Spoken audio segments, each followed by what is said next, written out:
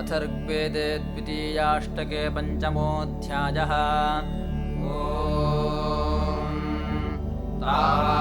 तावापत्यतावपरं हुवे मोच्छन्त्यामुषसि वह्निरुक्थैः नासत्यापुहचित्सन्दावर्यो दिवो न पाता सुदास्तराय अस्मे ऊषु वृषणामादयेथामुत्पणीङ्घ्रहमूर्म्यामदन्ता श्रुतं मे अच्छोक्तिकर्मदीनामेष्टानराविचेदाराजकर्णैः श्रिये पूषन्निषुकृते देवानासत्यावहतुं सूर्यायाः वच्यन्ते एवाङ्ककुहा सुजाता युगाजूर्णेव वरुणस्य भूरेः अस्मे सावामात्वीरातिरस्तु स्तोमं हिनोतं मान्यस्य कारोः अनुयत्वां श्रवस्यासुतानो सुवीर्याय चर्षणयो वदन्ति एष वां सोमो अश्विनावकारिमानेभिर्मखपानासु वृक्ते यातं वर्तिस्तनया यत्मने चागस्त्येनासत्यामदन्ता अतारिष्मतमसस्पारमस्य प्रतिमां स्तोमो अश्विनावधायि एहयातं पथिभिर्देवयानैर्विद्यामेषं वृजनं जीरदानम् कतरा पूर्वा कतरा परायोः कथा जाते कवयः को विवेद विश्वन्त्मना विवृतो यद्धनामविवर्तेते अहने चक्रियेव भूरिन्द्रे अचरन्ति चरन्तं वध्वन्तं गर्भमपदीदधाते नित्यन्न सूनुं पित्रोरुपस्थेद्यावारक्षतं पृथिवीनो अभ्वात् अनेहोदात्रमलिकेन नर्वं भुवेश्वर्वदमथन्नमस्पत् तद्रोदसी जनयतञ्जरित्रेद्यावारक्षतं पृथिवीनो अभ्वात् अतप्यमाने अवसावन्ते अनुष्यामरोदसी देवपुत्रे उभे देवानामुभयेभिरह्नान्द्यावारक्षतं पृथिवीनो अभ्वात् सङ्गच्छमाने युवती समन्दे स्वसा राजा मे पित्रोरुपस्थे अभिघ्रन्ति भुवनस्य नाभिन्द्यावारक्षतं पृथिवीनो अभ्वात्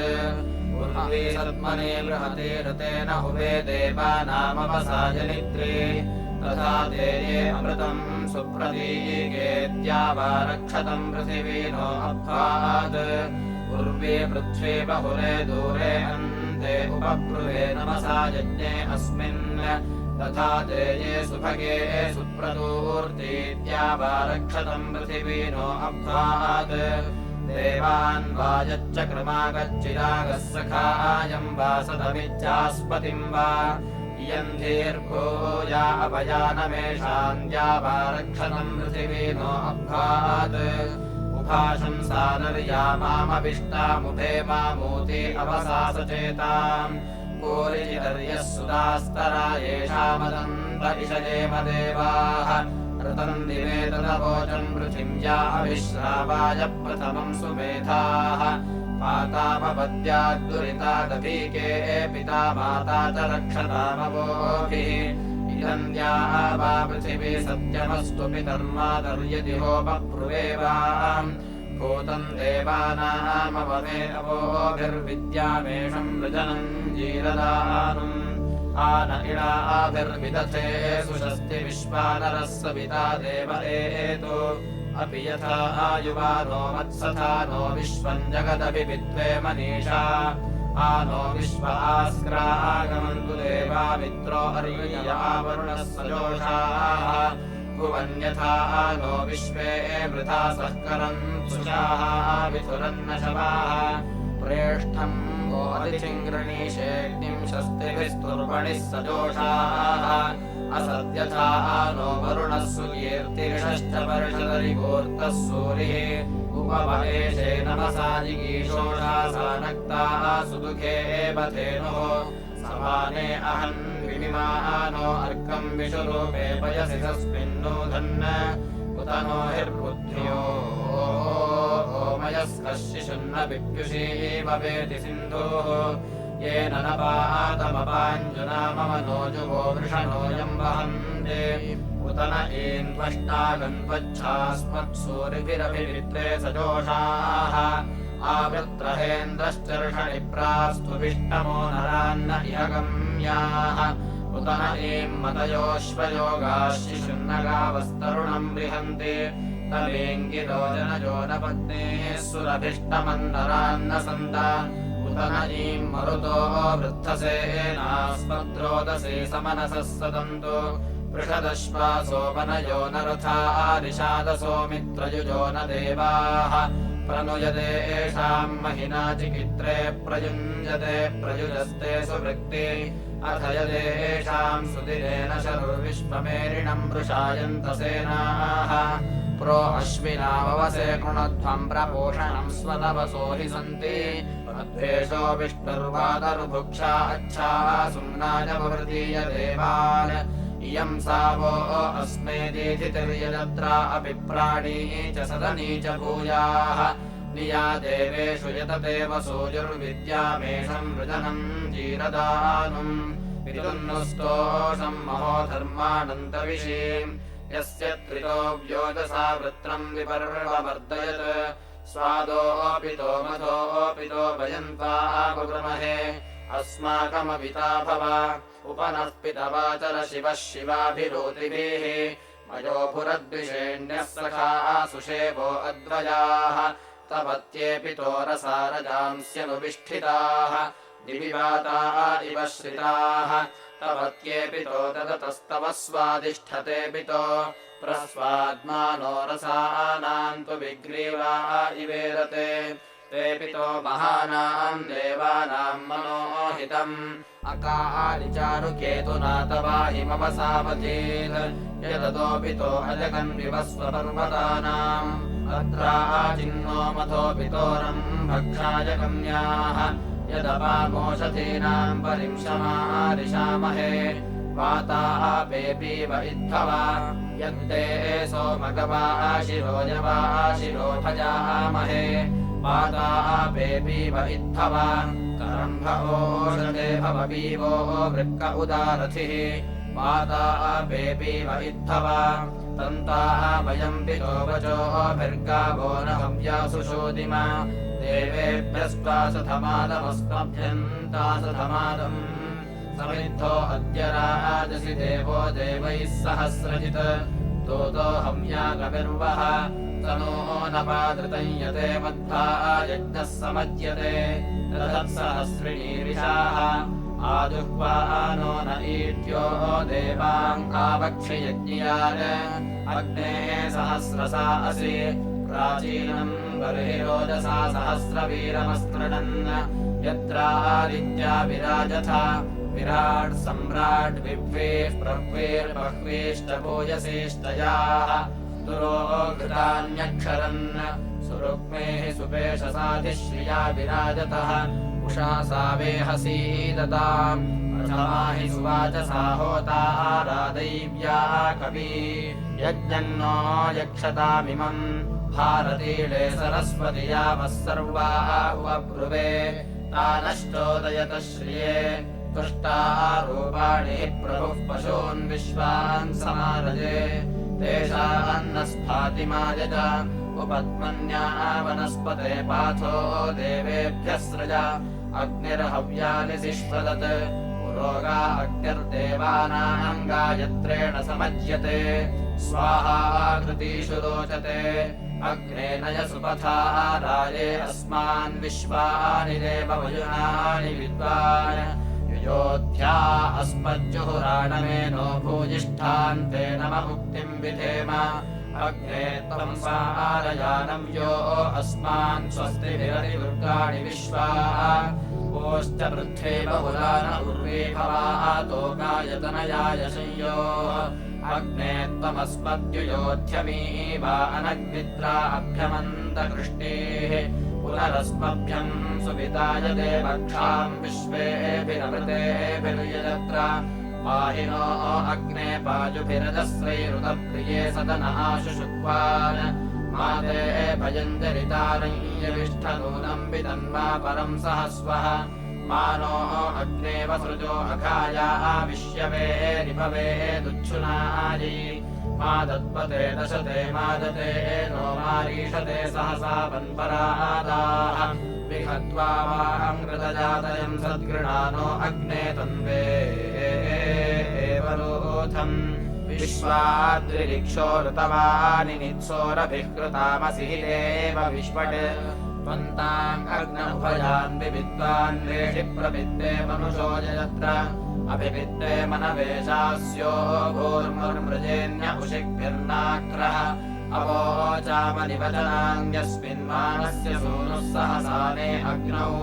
वयम् सहस्रवृषिभिः सनेम विद्यामेषम् वृजनम् जीरदानुम् अनर्वाणम् वृषभम् मन्त्रजिह्वम् बृहस्पतिम् वर्धयानम् यमर्कैः गाथान्यः सुरुचो यस्य देवाः शृण्वन्ति नवमानस्य वर्ताः तमृत्विया उपवाचः सचन्ते सर्गो न यो देवयतामसर्जे बृहस्पतिः सह्यञ्जो वरांसि विप्वापवत्समृते मातरिष्वाः उपस्तुतिर्नमस उद्यतिम् च श्लोकय्यम् सत्सवितेव प्रबाहो अस्य क्रत्वाहन्यो यो अस्ति मृगो न भीमो अरक्षसस्तु विष्मान् अस्य श्लोको दिवीयते पृथिव्यावत्योनयम् सद्यक्षभृद्विजेताः मृगाणान्न हेतयो यन्ति चेमा बृहस्पतेरहिमायाम् अभिद्योन् ये त्वा देवो स्त्रिगम् मन्यमानाः पापा भद्रमुपजीवन्ति वज्राः न दूढ्ये अनुददासि वामम् बृहस्पते च यस इत्यारुम् सुप्रैतुः सूयवसो न बन्धाः दुर्नियन्तुः परिप्रीतो न मित्रः अनर्वाणो अपि ये चक्षते नोऽपि वृता अपूर्णुवन्तो अस्थुः संयंस्तु गोवनयो नयन्ति समुद्रम् न स्रवतो रोधचक्राः स विद्वान् उभयम् जष्टे अन्तर्बृहस्पतिस्तर आपश्च वृद्धाः एवामहस्तु विजातस्तु विश्वान् बृहस्पतिर्वृषभोधायि देवः स नः स्तुतो वीरबद्धातु गोमद्दिव्यामेषम् वृजनम् जीरदानुम् कङ्कतो न कङ्कतोऽथो सतेन कङ्करः द्वाविषिपृषे इति न्या अदृष्टाः अलिप्सत अदृष्टान् हन्त्यायत्यथो हन्ति परायति अथो अवघ्नते हन्त्यथो विनष्टिविंशते शरासः कुशरासो दर्भासः स्वैर्याहुत मौञ्जा अदृष्टाः वैरिणाः सर्वे साकन्यलिप्सत निगावो गोष्ठे असदन्निमृगासो अभिक्षत निकेतभोजनाः नान्या अदृष्टाः अलिप्सत एत उत्ये प्रत्यदृश्रन् प्रदोषन् तस्करा इव अदृष्टा विश्वदृष्टाः प्रतिबुद्धा अभूतन द्यौर्वः पिता पृथिवी माता सोमो भ्रातादिति स्वसाः अदृष्टा विश्वदृष्टास्तिष्ठते लयता सुखम्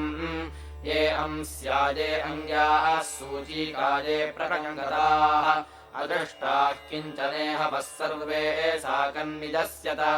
उत्पुरस्तात् सूर्य एति विश्वदृष्टो अदृष्टः अदृष्टान् सर्वान् जम्भयन् सर्वाश्च यातु धान्याः उदवप्तदसौ सूर्यः पुरुविश्वानि जूर्वन् आदित्यः पर्वतेभ्यो विश्वदृष्टो अदृष्टः सूर्ये विषमासजा विधृतिम् सुरावतो गृहे सोचिन्नु न मरातिनो वयम् मरामारे अस्य योजनम् हरिष्ठा मधुत्वा मधुला चकार यत्तिका शकुन्तिका सका जघासते विषम् सोचिन्नु न मरातिनो वयम् मरामारे अस्य योजनम् हरिष्ठा मधुत्वा मधुला चकार त्रिःसप्तविष्पुलिङ्गका विषस्य पुष्पमक्षन् ताश्चिन्नु न मरन्ति नो वयम् मरामारे अस्य योजनम् हरिष्ठा मधुत्वा मधुला चकार नवानान्नवतीनाम् विषस्य लोपुषीणाम् सर्वाः सामग्रभन्नामारे अस्य योजनम् हरिष्ठा मधुत्वा मधुला चकार त्रिःसप्तमयोर्यः सप्तस्वसारो अग्रुवाः तास्ते विषम् विजभ्रिर उदकम् कुम्भिनीरिव यत्तकः कुशुम्भकस्तकम्भिनत्यश्मना ततो विषम् प्रवावृते पराचीरनुसंवताः कुशुम्भकस्तदब्रवीत् गिरेः प्रवर्तमानकः वृश्चिकस्यारसम् विषमरसम् वृश्चिकते विषम् मा विभेर्न मरिष्यसि परित्तापामि सर्वताः खनेन हन्विवृश्चिकमहिन्द्रण्डेनागतम् आदित्यरथवेगेन विष्णुबाहुबलेन च गरुडपक्षनिपातेन भूमिम् गच्छ महायशाः गरुडस्य पादमात्रेण त्रयो लोकाः प्रकम्पिताः प्रकम्पिता महीसर्वाः सशैलवनकानन गगनम् नष्टचन्द्रार्कम् ज्योतिषम् न प्रकाशते देवता भयभीताश्च मारुतो न प्लवायति मारुतो न प्लवायत्योन्नमाः ओ सर्पभद्रभद्रन्ते दूरम् गच्छ महायशाः जनमे जयस्य यज्ञान्ते आस्तिकवचनम् स्मर आस्तिकवचनम् श्रुत्वा यः सर्पो न निवर्तते तथा भिद्यते मूर्तिशिंशवृक्षफलम् यथा नर्मदायै नमः प्रातर्नर्मदायै नमो निशि नमोऽस्तु नर्मदे तुभ्यम् त्राहि माम् विषसर्पतः यो जरत्कारणा जातो जरत्कारवाम् महायशाः तस्य स्मरामि भद्रन्ते दूरम् गच्छ महायशाः अभग्नेत्युभिस्त्वमाशु शुक्षणीः विश्वेश्वर विरूपाक्ष विश्वरूप सदाशिव शरणम् भवभूतेश करुणाकर शङ्कर हर शम्भो महादेव विश्वेशामरवल्लभ शिवशङ्कर सर्वात्मन्नीलकण्ठ नमोऽस्तु ते मृत्युञ्जयाय रुद्राय नीलकण्ठाय शम्भवे अमृतेशाय सर्वाय महादेवाय ते नमः उग्रायोग्राघनाशाय भीमाय भयहारिणे ईशानाय नमस्तुभ्यम् पशूनाम् पतये नमः दशसप्त च नामानि मण्डलान्तेषु यः पठेत् स शिवस्य पदम् गत्वा शिवलोके महीयते नास्ति मृत्युभयम् तस्य पापरोगादि किञ्चन यज्ञेशाच्युत गोविन्द माधवानन्द केशव कृष्ण विष्णो ऋषिकेश वासुदेव नमोऽस्तु ते कृष्णाय गोपीनाथाय चक्रिणे पुरवैरिणे रुक्मिणीशाय गोपाय गोविन्दाय नमो नमः साक्षान्मूलप्रमाणाय विष्णोरमिततेजसे आद्याय सर्ववेदानाम् ऋग्वेदाय नमो नमः हरिहर शिव शङ्कर वामन वासुदेव विरामस्तावत् विश्वेश्वराय नमः हरिः ॐ श्रीगुरुभ्यो नमः हरिः ॐ त्वमग्नेद्युभिस्त्वमाशु शुक्षणिस्त्वमभ्यस्त्वमश्मनस्परे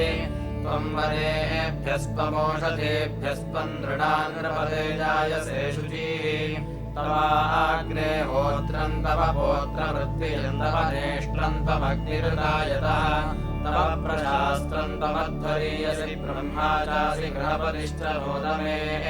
त्वमग्न इन्द्रो वृषभः सतामसि त्वम् विष्णुरुगायो नमस्याः त्वम् ब्रह्मा ऋजिविद्ब्रह्मणस्पते त्वम् विधर्तः सजसे पुरन्ध्या त्वमग्ने राजा वरुणो धृतौरतस्त्वम् मित्रो भवसि दस्महीड्याः त्वमर्यमा सत्पतिर्यस्य सम्भुजन्तमंशो विदथे देवभाजयोः त्वमग्ने त्वष्टा विदते सुवीर्यन्तमग्नावो मित्रमः स जात्यम्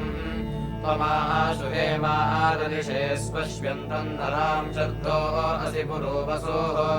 त्वमग्ने रुद्रो असुरो महो दिवस्त्वम् शर्धो मारुतम् वृक्षलीशिषे त्वम् वातैररुणैर्यासि शङ्गयस्त्वम् पूषा विधतः पासि नुत्मनाः त्वमग्ने द्रविणोदा अरङ्कृते त्वम् देवः सविता रत्नथा असि त्वम् भगो नृपते वस्वरीशिषे त्वम् वायुर्दमेयस्ते विधत् त्वामग्ने तमः विश्वतिम् विशस्वाम् राजानम् सुविदत्र मृञ्जते त्वम् विश्वानि स्वनीकपत्यसे त्वम् सहस्राणि शतादश प्रति त्वामग्ने पितरमिष्टिभिर्नरस्त्वाम् भ्रात्राय शम्यातनोरुजम् त्वम् पुत्रो भवसि यस्ते विधत्वम् सखाः सुषेवः पास्यादृशाः त्वमग्नरुभुराके नमस्यास्त्वम् वाजस्य क्षुमतो राजईशिषे त्वम् विभास्यनुदक्षितावने त्वम् विशिक्षुरसि यज्ञमातनीः त्वमग्ने अतिथिर्देवदाशुषे त्वम् होत्रा भारते वर्धसे गिरा त्वमिळा शतहिमासि रक्षसे त्वम् वृत्रः वसुपते सरस्वती त्वमग्ने सुहृतमुत्तमम् वयस्तव स्पार्हे वर्णः सन्दृशि श्रियाः त्वम् राजस्य तरणो बृहन्नसि त्वम् रयिर्बहुलो विश्वतस्पृथुः त्वामग्नादित्यास आस्या अन्वाञ्जित्वाम् श्रुतयश्चक्रिरे कवे त्वाम् रातिशाचो अध्वरेषु षष्टिरे त्वे देवा हविरदन्त्याहुतम् त्वे अग्ने विश्वे अमृता आसो अद्रुह आसा देवा हविरदन्त्याहुतम् त्वयामर्ता आसस्वदन्त आसुतिम् त्वम् गर्भो वीरुधाञ्जज्ञिषे शुचिः त्वन्तान् सञ्च प्रतिचासि मज्मनाग्ने सुजातप्रचदे परिच्यसे वृक्षो यदत्र महिनामिते भुवदनुद्या वा पृथिवी रोदसी उभे ये स्तोत्रभ्यो गो अग्रामश्वपेश समग्ने रातिमुपसृजन्ति सूरजाः अस्माञ्च तांश्च प्रहिने शिवस्य बृहद्वरेम विदथे सुवीराः यज्ञेन वर्धत जातवेदसमग्नियजध्वम् हविषातना गिरा समिधानम् सुप्रयसम् स्वर्णदम् युक्षम् होतारम् वृजनेषु दोर्षदम् अभित्पालक्तेरुषसो वराशिरेग्ने वत्सन्नस्वसरेषु धेनवाः दिव इवेदरतिर्मानुषा युवाक्षपो भासि पुरुवारसंयताः तम् देवा बुद्धे रजसः सुतम् ससम् दिवः पृथिव्योदरतिन्येरिरे कथमिव वेद्यम् शुक्रशोजिषमग्निम् मित्रम् नक्षितिषु प्रशंस्यम् तमुक्षमाणम् रजसि स्वालमे चन्द्रमिव सुरुचम् पार आदधो वृष्ण्याः पदरम् चितयन्तमक्षभिः पाथो न पायुञ्जनसे उभे अनु सहोदा विश्वम् परिभूत्तद्धरम् तमोऽव्यैर्मनुषरुञ्जते गिरा ऋषिप्रोवृतसारासुरर्पुरद्योर्नस्पृश्चितयद्रोदसे अनु स नो देवत्सविधानस्वस्तये सन्ददस्वान्द्रयिमस्मासु दीदिः आनः कृणुष्व सुविदाय रोदसे अग्ने हव्यामनुषो देववीतये दानो अग्ने बृहदो दाः सहस्रिणो दुरो न वाजम् श्रुत्या अपावृधि प्राचीद्या वा पृथिवी ब्रह्मणा कृति स्वा अर्णशुक्रमुषसो विद्युतुः स इधान उषसो राम्या अनुस्वा अर्णदीदेतरुषेण भानुना होत्राभिरग्निर्मनुषस्वध्वरो राजा विशामतिष्ठारुराजवे एवानो अग्ने अमृतेषु पूर्यधीष्पीवाय बृहद्दिवेषु मानुषा दुहानाथेतुर्वृजनेषु कारवेत्मना शतिनम् गुरुरूपमिषणे अजमग्ने अर्वता वा सुवीर्यम् ब्रह्मणा वाचितये माजनाम् अति अस्माकम् द्युम्नमधि पञ्चकृष्टिशोच्चा स्वा अर्णशुशुचीतदुष्टरम् तनो बोधिसहस्य प्रशंस्यो यस्मिन् सुजाता इषयन्त सूरजाः यमग्ने यज्ञमुपयन्ति वाजिनो नित्ये तोके दे दिवाम् संस्वेदमे उभयासो जातवेदस्यामते स्तोतारो अग्ने सूरयश्च शर्मणि वस्वो राजः पुरुश्चन्द्रस्य भूयसः प्रजापतः स्वपत्यस्य शक्तिनः ये स्तोतृभ्यो गो अग्रामश्वपेशसमग्ने रातिमुपसृजन्ति सूरजाः अस्माञ्च तांश्च प्रहिने शिवस्य बृहद्वदेम विदथे सुवीराः समिद्धो अग्निर्निहितः पृथिव्याम् प्रत्यङ् विश्वानि भुवनान्यस्थात् होता पावकः प्रतिवः सुवेदा देवो देवान्यजत्वग्निरहन् न राशंसः प्रतिधामान्यञ्जन्ति स्रोदिवः प्रतिमह्ना स्वर्जिः कृतपुरुषा मनसा हव्यमुन्दन्मूर्धन् यज्ञस्य समनक्तु देवान् ईडितो अग्ने मनसा नो अर्हन् देवान्यक्षिमानुषात् पूर्वो अद्य स आवह मरुताम् शर्धो अच्युतमिन्द्रम् नरोपरिषदं यजध्वम् देवपरिहर्वर्धमानम् सुवीरम् स्तीर्णम् राजे सुभरम् वेद्यस्याम् कृतेनार्कम् वसवः सीदतेदम् विश्वे देवा आदित्या यज्ञिया सह विश्रयन्तामुर्विया हूयमानाद्वारो देवीः सुप्रायणा नमोभिः यजस्वतीर्विप्रथन्तामजुर्यावर्णम् पुराना यशसम् सुवीरम् साध्ववांसि सनतान उक्षिते उषासानक्ता वैये वरण्विते तन्तुम् दतम् संवयन्ते समीचे यज्ञस्य पेशः सुदुगे वयस्वती दैव्याहोरारा प्रथमा विदुष्टरऋतुयक्षतः समृता वपुष्टरा देवान्यजन्ता मृतुथा समञ्जतो नाभा पृथिव्या अधिसानुषुत्रिषो सरस्वती साधयन्ते धियन्नलिला देवी भारते विश्वमूर्तिः तिस्रो देवी स्वधया बर्हिरेदमच्छिद्रम् पान्तुशरणम् निषद्य विशङ्गरूपः सुधरो वयोधा सृष्टिवीरो जायते देवकामः प्रजान् पष्टाविश्यतु नाभिमस्मे अथा देवानामप्येतु पाथाः वनस्पतिरवसृजन्नुपस्थादग्निरहविस्सूदयाति त्रिधा समक्तम् नयतु प्रजानम् देवेभ्यो दैव्यः शमितोपहव्यम् कृतम् विमीक्षे कृतमस्य ज्योतिर्कृते श्रियो कृतमुपस्य धाम अनुष्वधमावहमादयस्व स्वाहा कृतम् वृषभवक्षिहव्यम् उवेव सुद्योत्मानम् सुवृक्तिम् विशामग्निमतिथिम् सुप्रयसम् मित्रमिव योतिदिशाय्यो भूद्देव आदेवे जने जातवेदाः इमम् विधन्तो अपाम् सतस्थे द्वितादतुर्भृगवो विक्ष्वा आयोः एष विश्वान्यभ्यस्तु भूमा देवानामग्निररतिर्जीराश्वाः अग्निम् देवासोपानुषेषु विक्षुप्रियन्तोः क्षेष्यन्तो न मित्रम् सदेदयतु शरीरोर्म्या दक्षाय्यो योदास्वते तमः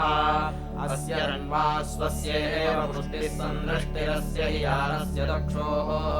प्रियो परिभ्रदोषतेषु जिह्वामथ्यो नरथ्यो दोधवीति वारान् आयन्मे अभ्वम् वरदः पनन्तोषिभ्यो नामिमीतवर्णम् स चित्रेण चिकितेरम् सुभासा चुर्वाङ्ग्यो मुहुरायुवाभूत् आयोवना तादृशाणो न भाति वार्णपथार्थ्येव स्वानीत कृष्णाद्वातपोरण्वश्चिकेतद्यौरिवस्मयमानो नभोभिः स यो व्यस्थादभिरक्षदुर्वीम् पशुर्नैति स्वयुरगोपाः अग्निः शोचिष्माङ्गतसान्युष्णम् कृष्णव्यथिरस्वदयन्न भूम नो ते पूर्वस्यावसो अधीतौ तृतीये विदथे मन्मशंसि अस्मे अग्ने संयद्वीरम् बृहन्तम् क्षुमन्तम् वाजम् स्वपत्यम् रजिन्दाः त्वजा यथा कृत्समदासो अग्ने गुहाः वन्वन्त उपराम् अभिष्युः सुवीरासो अभिमातिशाहस्वत्सूरिभ्यो गृणते तद्वयोधाः होता जनिष्ठचेतनः पिता पितृभ्य ऊतये प्रयक्षञ्जेन्यम् वसुषकेम वाजिनो यमम्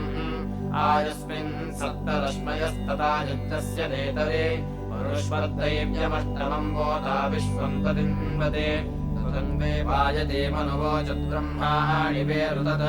परिविश्वानि काव्यानेमिश्चक्रमिवाभवत् साकम् ह्यशुचिना शुचिः प्रशास्ताक्रतुराजने विद्वाङ्गस्य व्रता ध्रुवा वया इवानुरोहते ताहस्य वर्णमायुवो नेष्टुः सचन्तथेन वाह कुपित्तिसृभ्य आवरम् स्वसारो या इदम् ययुः यदे मातुरुपस्वसाः कृतम् वरन्त्यस्थिरा तासामध्वर्युरागतौ यवो वृष्टिव मोदते स्वस्वा यथायसे कृणुता वृत्तिवृद्भिजम् स्तोमै यज्ञम् चादरम् वने माररिमा वयम् यथा विद्वाङ्गरङ्गरद्विश्वेभ्यो यजतेभ्यः अयमग्ने त्वे अभियम् यज्ञम् च क्रमा वयम् इमाम् मे अग्ने समिधमिमामुपसदम् वनेः इमामुशुश्रुते गिराः अयाते अग्ने विधेमोर्जो न पादश्वमिष्टे येना सूक्तेन सुजाता तरुन्ताः गीर्भिर्गिर्वणसन्द्रविणस्युन्द्रविनोदः सपर्येम सपर्यवाः सबोधिसूरिर्मघवा वसुपते वसुधावन् योध्या अस्मद्वेषांसि स नो वृष्टिम् दिवस्परि स नो वाचमदर्वाणम् स नः सहस्रिणीरिषाः ईडानायावस्य वेजविष्ठदूतनो गिरा यजिष्ठहोतरागहि अन्तर्ह्यग्नमीयसे विद्वाञ्जन्मोभयाः कवे तूतो जन्ये मित्र्याः स विद्वान् आच विप्रयो यक्षिचिकित्वानुषक्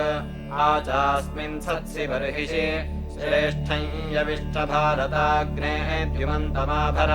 वसो पुरुस्पृहम् रयिम् मानो अरातिरीशत देवस्य मर्त्यस्य च वर्षितस्य उतद्विषः विश्वा उतत्वया वयन्धारा उदन्या इव अतिगाहे महिद्विषाः शुचिः पावकवन्योऽग्ने बृहद्विरोचसे संकृते विराहुतः तन्नो असि भारताग्ने वशाभिरुक्षभिः अष्टापदे विराहुतः दुरन्नः सर्पिरासुतिः प्रत्नोः तावरेण्यः सहसस्पुत्रो अद्भुतः वाचयन्निवनोरथान् योगान् अग्नेरुपस्कुहि यशस्तमस्य मीढुषाः यः सुनीथो ददाशुषे दुर्यो जरयन्नरिम् चारुप्रतीक आहुतः य उश्रियादमेष्वा दोषोषधि प्रशस्यते यस्य ऊरतन्न मीयते आयस्वा अर्णभानुना चित्रो विभात्यर्चिषाः जानो अजरैरभि अत्रिमनुस्वराज्यमग्निमुग्धानि वावृधुः विश्वा अधिश्रियो दधे अग्नेरिन्द्रस्य सोमस्य देवानामोदिभिर्वयम् अरिष्यन्तः स चेमह्यभिष्यामवृतन्यतः इति द्वितीयाष्टके 5मोऽध्यायः।